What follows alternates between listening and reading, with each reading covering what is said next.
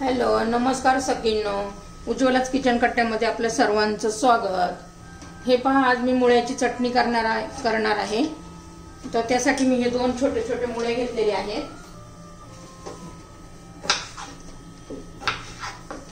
याची आपण वरची साल काढून घेऊया.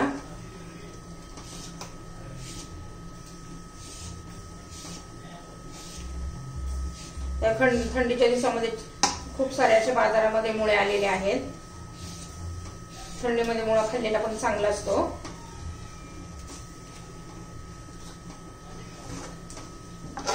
हे पहा, दोन्ही मुळ्याची मी साल काढून घेतेय.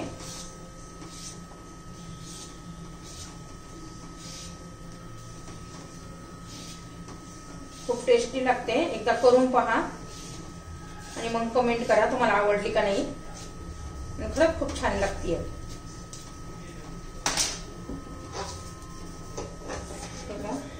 आता मी त्याचे छोटे छोटे पीस करून घेते.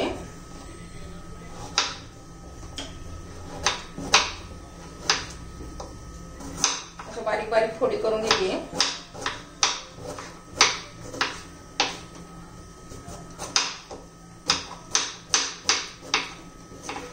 आता या मुळ्याचे पण मी बारीक छोटे छोटे पीस करून घेते.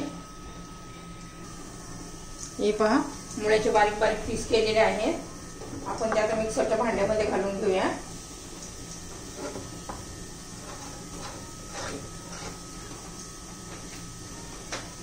बघा, मिक्सरच्या भांड्यामध्ये घालून घेतलेले आहे. त्यात तुमच्या आवडीनुसार कमी जास्त तिखटसाठी हिरवी मिरची घालायची आहे. लसणाच्या दोन चार पाकळ्या घालायच्या आहे. चवीनुसार मीठ घालूया.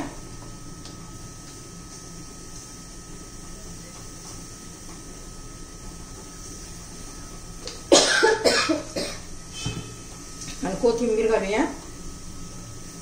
आणि हे सर्व आता मी मिक्सर मध्ये फिरून घेते. ही पहा, आपली चटणी तयार झाली आहे. कलर पण किती छान आलेला आहे. चवीला पण खूप छान लागते. तुम्हाला जर माझी ही रेसिपी आवडली चटणीची, मुळ्याच्या चटणीची, तर लाईक, शेअर आणि सबस्क्राईब करा. आता आपण तिला परत हे पहा, आपण कढईमध्ये आता तेल घेतलेलं आहे. आता तेल गरम झालेले आहे.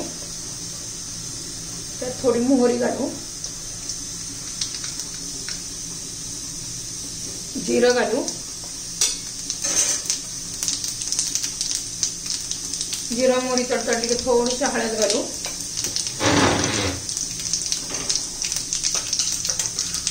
मग त्यामध्ये आपण ही चटणी घालून घेऊ. छान असा तडका बसला पाहिजे आपल्या या चटणीला.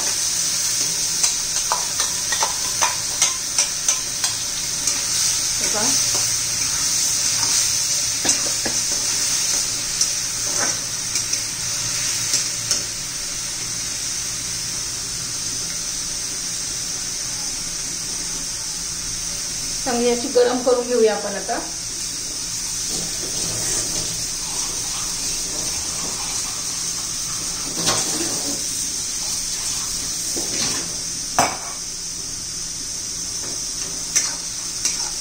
व्यवस्थित अशी चांगली गरम झाली पाहिजे.